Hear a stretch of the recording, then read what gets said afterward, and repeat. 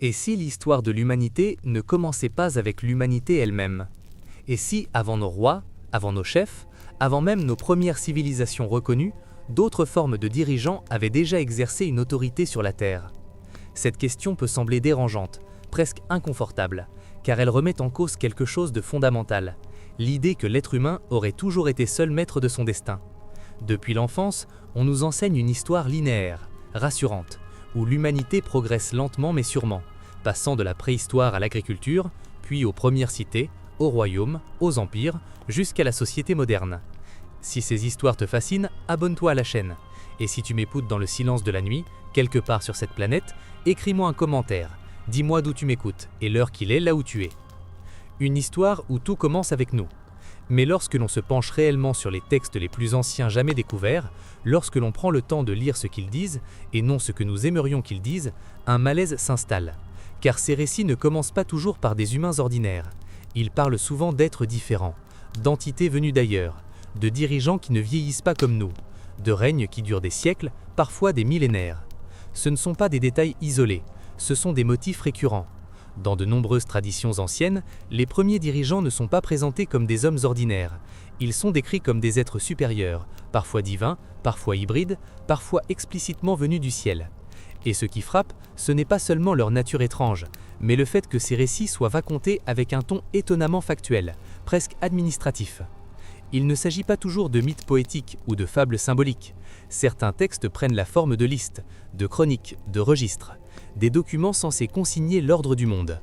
Alors une question s'impose, lentement, presque malgré nous, pourquoi les premières traces écrites de l'humanité parlent-elles si souvent de dirigeants qui ne semblent pas humains? Pendant longtemps, ces récits ont été rangés dans la catégorie du mythe, une solution simple, confortable. Mais à mesure que l'archéologie progresse, à mesure que l'on découvre des tablettes, des inscriptions, des vestiges de plus en plus anciens, cette explication paraît de moins en moins suffisante. Car un mythe, en général, évolue, se transforme, embellit. Or ici, les récits sont précis, structurés, répétés. Ils décrivent un temps antérieur à l'histoire connue, un âge où l'ordre du monde était différent, un âge où les lois, les savoirs, l'agriculture, l'écriture, l'architecture auraient été transmis à l'humanité par des figures non humaines. Et ce qui est encore plus troublant, c'est que ces récits apparaissent dans des régions du monde qui n'avaient, en théorie, aucun contact entre elles. La Mésopotamie, l'Égypte, l'Inde ancienne, l'Amérique précolombienne, partout, on retrouve cette idée d'un temps où des êtres venus d'en haut gouvernaient, enseignaient, organisaient. Faut-il y voir une simple coïncidence culturelle ou le souvenir déformé d'un événement réel trop ancien pour être compris avec nos catégories modernes? L'histoire officielle préfère souvent la première option.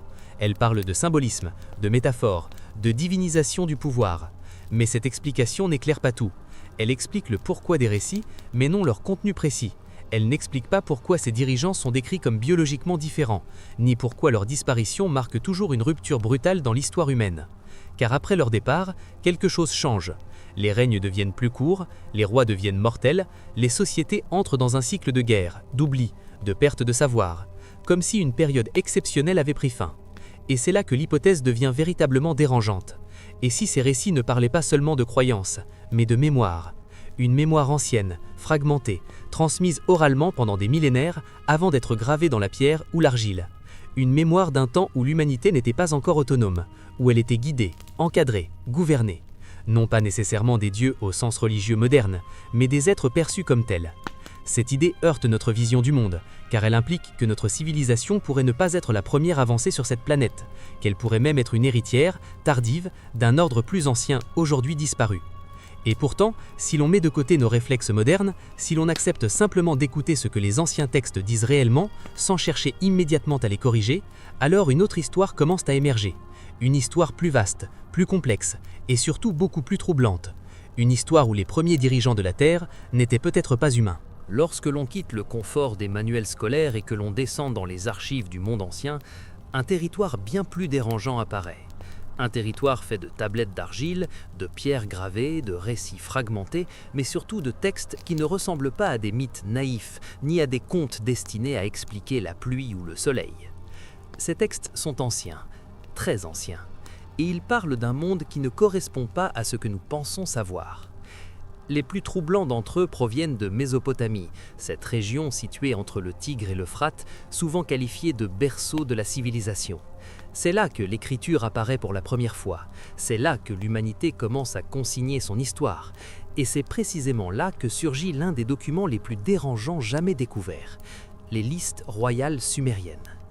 À première vue, ces listes semblent simples, elles énumèrent des rois, leurs cités et la durée de leur règne. Rien d'extraordinaire, c'est un document administratif, presque banal. Mais très vite, quelque chose ne colle pas. Les premiers rois ne règnent pas 20 ans, ni 40, ni même 100. Ils règnent des milliers d'années. 10 000 ans, 20 000 ans, parfois plus encore. Et ces chiffres ne sont pas présentés comme symboliques, ils sont précis, répétés, cohérents d'une tablette à l'autre, comme si pour les scribes sumériens, il n'avait là rien d'absurde. Encore plus troublant, la liste commence par une phrase simple, presque anodine, mais lourde de sens. La royauté descendit du ciel.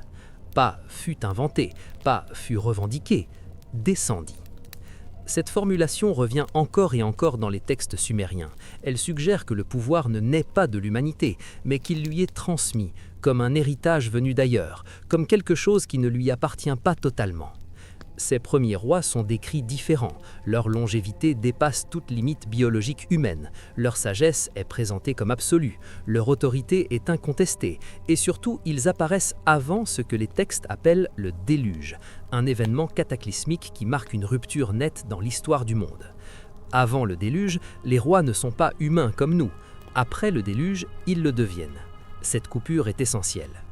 Car après cette catastrophe, les règnes raccourcissent brutalement, les rois meurent, les cités entrent en conflit, l'humanité semble livrée à elle-même, comme si quelque chose s'était retiré du monde. Et ce schéma ne se limite pas à la Mésopotamie. En Égypte, les listes de rois évoquent également des dynasties divines, antérieures aux pharaons humains, des êtres qui régnaient pendant des milliers d'années avant que les hommes ne prennent leur place. En Inde, les textes védiques parlent d'âges anciens gouvernés par des êtres célestes. En Chine, les premiers empereurs sont décrits comme semi-divins. En Amérique centrale, les dieux rois enseignent l'agriculture, les mathématiques, le calendrier, avant de disparaître. Partout, la même structure apparaît. Un âge ancien, des dirigeants non humains, une transmission du savoir, puis un retrait. L'histoire officielle explique cela souvent par la divinisation du pouvoir. Selon cette lecture, les anciens auraient transformé leur chef en Dieu pour renforcer leur autorité. Mais cette explication laisse de côté un élément crucial. Pourquoi cette divinisation concerne-t-elle toujours les premiers dirigeants alors que leurs successeurs sont clairement humains, faillibles, mortels ? Si ces récits n'étaient que des outils politiques, on s'attendrait à ce qu'ils soient utilisés en permanence. Or, ce n'est pas le cas. Ils semblent appartenir à un temps précis, antérieur, presque inaccessible. Autre détail troublant, les textes ne glorifient pas toujours ces dirigeants non humains. Parfois, ils les décrivent comme sévères, distants, autoritaires. Ils imposent des lois, ils organisent la société, ils punissent, ils contrôlent. Ils ne sont pas des symboles abstraits, ils sont des figures de pouvoir. Et lorsque l'on rassemble ces récits, lorsque l'on les compare sans a priori, une question commence à s'imposer doucement mais inexorablement. Et si ces textes n'étaient pas des inventions, mais des témoignages ? Des témoignages maladroits, déformés par le temps, traduits dans le langage du sacré, mais néanmoins fondés sur une réalité ancienne. Une réalité où l'humanité aurait été gouvernée, encadrée, même créée ou modifiée par des entités qu'elle ne comprenait pas et qu'elle a appelées Dieu. Cette idée est difficile à accepter, car elle bouleverse notre place dans l'histoire. Elle suggère que nous ne sommes pas à l'origine de tout, que notre civilisation pourrait être une phase et non un commencement. Mais plus l'on lit ces textes, plus l'on devient difficile de les balayer d'un revers de main. Ils sont trop précis, trop cohérents, trop apparus. Ils ne ressemblent pas à des rêves, ils ressemblent à des souvenirs. Arrivé à ce stade, une question ne peut plus être évitée. Si les premiers dirigeants décrits dans les textes anciens n'étaient pas humains, alors qu'étaient-ils exactement ? Et surtout, pourquoi ont-ils été perçus comme des autorités légitimes, capables d'imposer des lois, d'organiser des sociétés entières et de transmettre des savoirs fondamentaux à l'humanité naissante ? Les textes ne donnent jamais de réponse simple. Ils ne disent pas clairement « ceci était un extraterrestre » ou « ceci était une autre espèce ». Ils parlent avec les mots de leur temps. Des mots chargés de symboles, mais aussi de descriptions étonnamment concrètes. Ces dirigeants sont souvent appelés dieux, mais ce mot est trompeur. Dans les langues anciennes, le terme utilisé ne désigne pas forcément une entité spirituelle abstraite. Il désigne souvent un être puissant, supérieur, différent, capable de choses que les humains ordinaires ne peuvent pas accomplir. En Mésopotamie, ces êtres sont décrits comme venant du ciel, pas au sens métaphorique du divin invisible, mais comme un lieu précis, distinct de la terre. Ils arrivent, ils repartent, ils descendent, ils montent. Le vocabulaire est spatial, presque technique. Ils possèdent des attributs physiques particuliers. Certains textes évoquent une taille inhabituelle, d'autres parlent de longévité extrême, d'autres encore mentionnent une capacité à voir, entendre ou savoir des choses inaccessibles aux humains. Ils maîtrisent l'agriculture dès son apparition. Ils introduisent l'écriture, les lois, les calendriers, l'architecture monumentale. Ce qui frappe, c'est que ces savoirs apparaissent soudainement. Ils ne semblent pas être le résultat d'une lente évolution. Ils surgissent presque complets, comme si quelqu'un les avait apportés. L'humanité, dans ces récits, n'invente pas, elle reçoit. Et cette transmission n'est pas présentée comme égalitaire. Les textes insistent sur une hiérarchie claire. Ces dirigeants commandent, les humains obéissent. Ils enseignent, mais ils surveillent aussi. Ils punissent ceux qui désobéissent, ils fixent des règles strictes sur la reproduction, le travail, le culte. Dans certains récits, ils sont même décrits comme ayant besoin des humains, non pas par compassion, mais comme une main-d'œuvre, une force organisée, une société fonctionnelle utile à leurs objectifs. Ce détail est rarement mis en avant, mais il est présent. L'humanité n'est pas toujours décrite comme libre sous leur règne, elle est encadrée, disciplinée, parfois exploitée. Alors pourquoi ces dirigeants ont-ils été acceptés? Parce qu'ils étaient supérieurs, parce qu'ils savaient, parce qu'ils venaient d'ailleurs. Pour une humanité primitive, confrontée à un monde hostile, ces êtres auraient semblé invincibles. Leur technologie aurait été interprétée comme de la magie, leur science comme du divin, leur autorité comme naturelle. Et lorsque ces êtres disparaissent, quelque chose se brise. Les textes décrivent souvent leur départ comme soudain, parfois volontaire, parfois contraint par un cataclysme. Mais dans tous les cas, leur retrait marque une chute. Les humains doivent désormais se gouverner seuls. Ils tentent d'imiter ce qu'ils ont vu, de reproduire des lois, des monuments, des rituels dont le sens profond leur échappe déjà partiellement. C'est peut-être là que naissent les premières religions organisées, non pas comme des inventions abstraites, mais comme des tentatives de maintenir un lien avec ceux qui sont partis, de préserver leur mémoire, de reproduire un ordre ancien. Les temples deviennent des lieux de contact, les rituels des tentatives de communication, les rois humains des imitateurs. Ils se proclament fils des dieux, représentants sur terre, choisis par le ciel. Non pas parce qu'ils sont réellement divins, mais parce qu'ils cherchent à légitimer leur pouvoir en se rattachant à ces anciens dirigeants non humains. Et plus le temps passe, plus ces êtres deviennent abstraits. Leur nature réelle se dissout dans le mythe, leur image se simplifie, le souvenir devient religion. Mais au départ, il y avait autre chose, quelque chose de plus concret, de plus dérangeant, une présence. Et c'est là que l'hypothèse devient réellement troublante. Et si ces dirigeants n'étaient ni des dieux ni des symboles, mais une autre forme d'intelligence antérieure ou extérieure à l'humanité qui aurait influencé son développement à un moment clé de son histoire? Cette idée dérange profondément, car elle suggère que notre autonomie n'est peut-être pas originelle, qu'elle est acquise, qu'elle est le résultat d'un retrait et non d'une naissance. Et si c'est le cas, alors une autre question s'impose. Pourquoi sont-ils partis? Si les textes anciens s'accordent sur un point, c'est sur celui-ci. Les premiers dirigeants ne sont pas restés. Leur règne a pris fin, et cette fin n'est jamais décrite comme anodine. Elle s'accompagne toujours d'un bouleversement majeur, d'une rupture brutale dans l'ordre du monde, comme si quelque chose de fondamental s'était effondré en même temps qu'eux. Ce moment charnière apparaît sous différents noms selon les cultures, mais il possède partout les mêmes caractéristiques, un avant et un après. Un monde ancien, structuré, surveillé, organisé par des entités supérieures, et un monde nouveau, instable, chaotique, livré aux humains. Dans les textes mésopotamiens, cette rupture prend la forme du déluge, un cataclysme global, décrit non comme une simple inondation locale, mais comme un événement qui bouleverse la terre entière. Les cités disparaissent, les rois non humains cessent de régner, l'ordre ancien s'efface. Après le déluge, la royauté existe toujours, mais elle n'est plus la même, elle n'est plus descendue du ciel, elle est désormais humaine, fragile, limitée. Les règnes raccourcissent drastiquement, les conflits apparaissent, la mémoire se fragmente. Et ce schéma se répète ailleurs.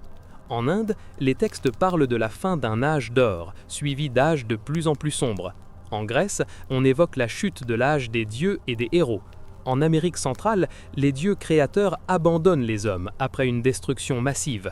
En Égypte, les dieux se retirent progressivement du monde, laissant les pharaons tenter de maintenir un ordre cosmique qui leur échappe. Partout, la même idée. Quelque chose s'est brisé. Mais qu'est-ce qui aurait pu provoquer une telle rupture ? Les textes parlent parfois de la colère des dieux, d'un châtiment, d'une punition. Mais ces mots, traduits avec nos catégories modernes, masquent peut-être une réalité plus complexe. Car derrière le langage religieux se cache souvent une tentative de décrire des événements incompris, des catastrophes naturelles, des bouleversements climatiques, des effondrements globaux. Les données scientifiques modernes montrent qu'à la fin de la dernière période glaciaire, la Terre a traversé une phase de changements rapides et violents. Montée brutale du niveau des mers, inondation de vastes territoires, séismes, activité volcanique, disparition de nombreuses espèces. Si une civilisation avancée avait existé avant cette période, elle aurait été profondément affectée. Ses infrastructures côtières auraient été englouties, ses centres de pouvoir détruits, son réseau de contrôle brisé. Dans ce contexte, le retrait des dirigeants non humains ne pourrait ne pas être un choix, mais une conséquence, une fuite, un abandon forcé, ou même une extinction. L'humanité, laissée seule, aurait alors dû se reconstruire avec ce qu'il lui restait. Des fragments de savoir, des traditions, des récits, des structures monumentales devenues incompréhensibles mais sacrées. C'est peut-être ainsi que naît la religion. Non pas comme une invention abstraite, mais comme une tentative désespérée de maintenir un lien avec ceux qui sont partis, de comprendre pourquoi ils ont disparu, de reproduire un ordre ancien dont le sens profond s'est perdu. Les temples deviennent des lieux de mémoire, les rituels des tentatives de rappel, les mythes des archives émotionnelles. Et au fil des générations, la réalité se transforme en symbole. Les dirigeants deviennent des dieux, leurs actions deviennent des paraboles, leur absence devient une loi cosmique. Mais certains détails résistent à cette transformation.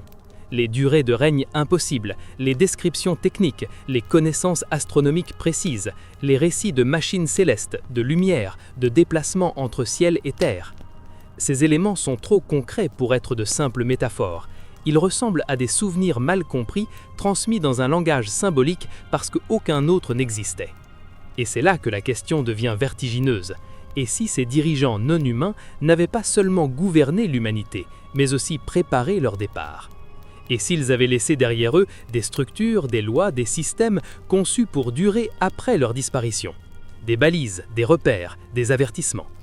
Dans ce cas, l'histoire humaine ne serait pas l'histoire d'un commencement, mais l'histoire de survivants, tentant de donner du sens à un monde dont les architectes sont disparus.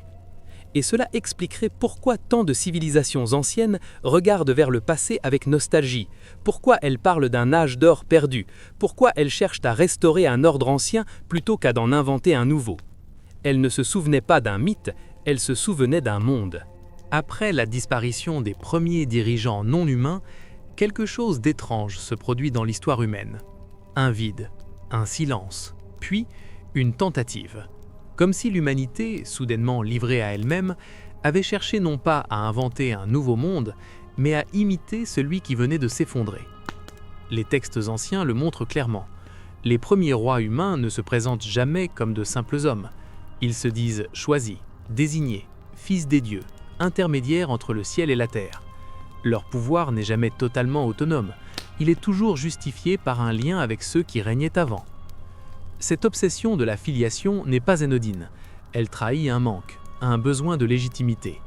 Car gouverner après des êtres perçus comme supérieurs n'est pas simple. Comment imposer des lois lorsque ceux qui les ont établies ne sont plus là ? Comment maintenir un ordre lorsque ses fondateurs ont disparu ? L'humanité répond alors par le sacré.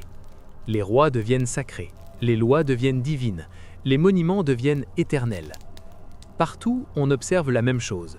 Une explosion de constructions monumentales, de temples, de pyramides, de ziggourats, de structures gigantesques dont la fonction dépasse largement le simple usage pratique. Ces édifices ne servent pas seulement à abriter, ils servent à imiter, à reproduire un ordre ancien perçu comme parfait. L'architecture devient mémoire. Les orientations astronomiques ne sont pas choisies au hasard. Elles reproduisent le ciel tel qu'il était perçu à l'époque des anciens dirigeants. Les rituels suivent des cycles cosmiques. Les calendriers sont réglés sur des événements célestes précis, comme si l'humanité tentait de rester synchronisée avec un temps qui n'est plus le sien. Et surtout, le pouvoir humain devient rigide, autoritaire, centralisé.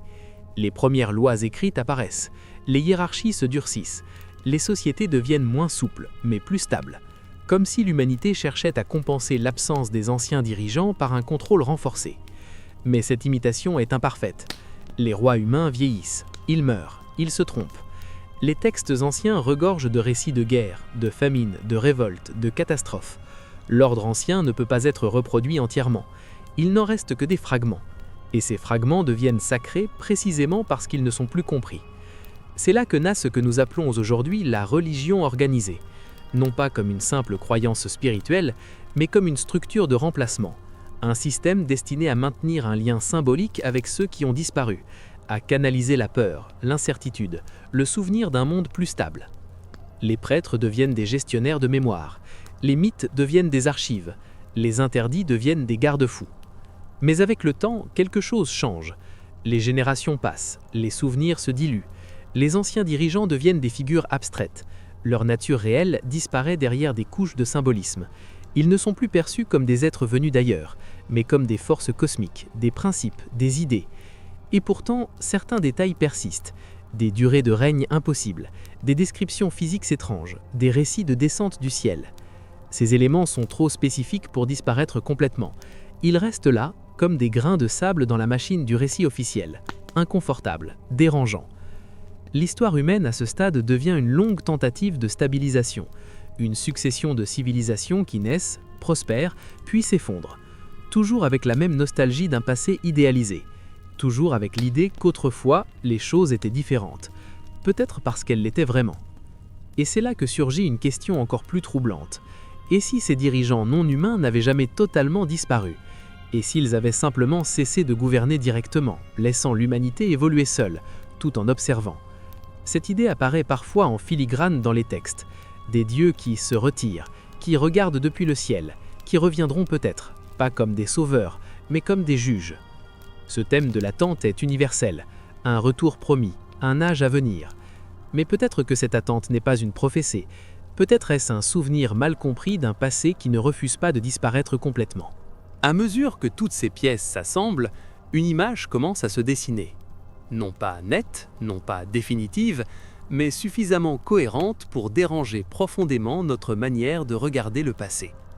Car ce que suggèrent les textes anciens, les ruptures historiques, les traditions convergentes et les silences eux-mêmes, ce n'est pas une origine simple, mais une continuité brisée.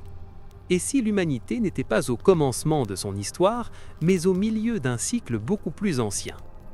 Cette idée est difficile à accepter, parce qu'elle nous oblige à renoncer à une vision confortable du progrès. Elle nous oblige à envisager que la civilisation n'est pas une ligne droite, mais une succession de montées et de chutes, d'apparitions et de disparitions, de savoirs accumulés puis perdus. Une histoire faite de recommencements, où chaque nouvel âge croit être le premier.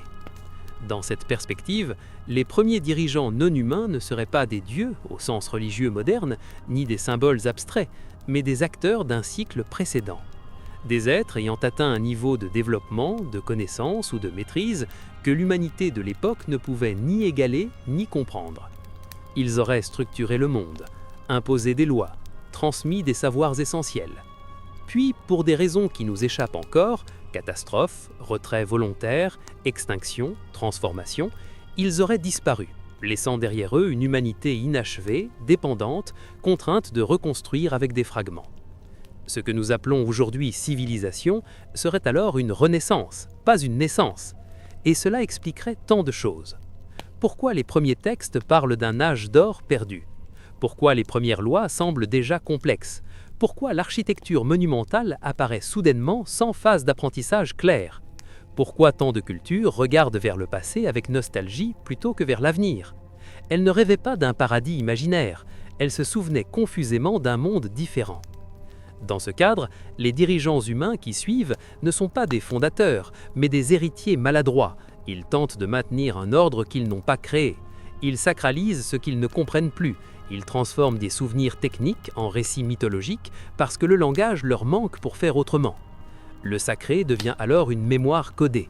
Et plus le temps passe, plus cette mémoire se déforme.